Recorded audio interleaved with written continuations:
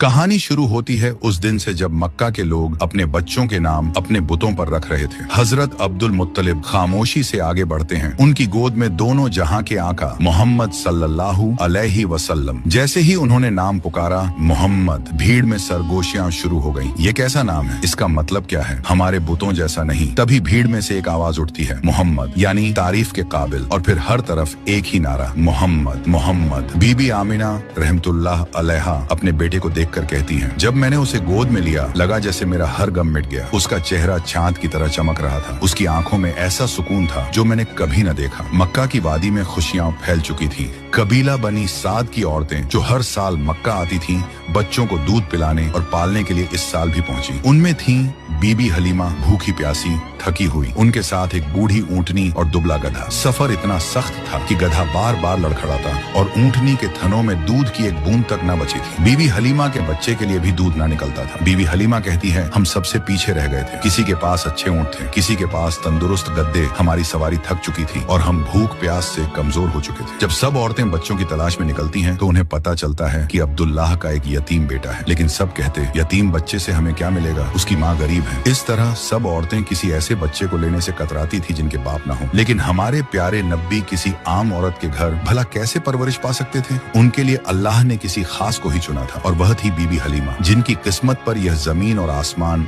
आज तक रश्क करते हैं। बीबी हलीमा और उनके शौहर हारिस ने भी सोचा था कि यतीम बच्चा लेने से हाथ खाली रहेंगे, मगर जब सब औरतें अपने अपने बच्चे ले चुकी और उनके हिस्से में कुछ न आया, फिर बीबी हलीमा ने अपने शौहर से कहा, चलो उस बच्चे को ही ले लेते हैं, शायद इसी में हमारी बरकत हो। हारिस ने कहा, हाँ क्यों नहीं, शायद यही बच्चा हमारे नसीब बदल दे। और जब बीबी हलीमा बीबी आमिना रहमतुल्लाह अलैहा के घर पहुंची तो उन्होंने देखा और आगे क्या हुआ जानने के लिए पार्ट 2 जरूर देखें।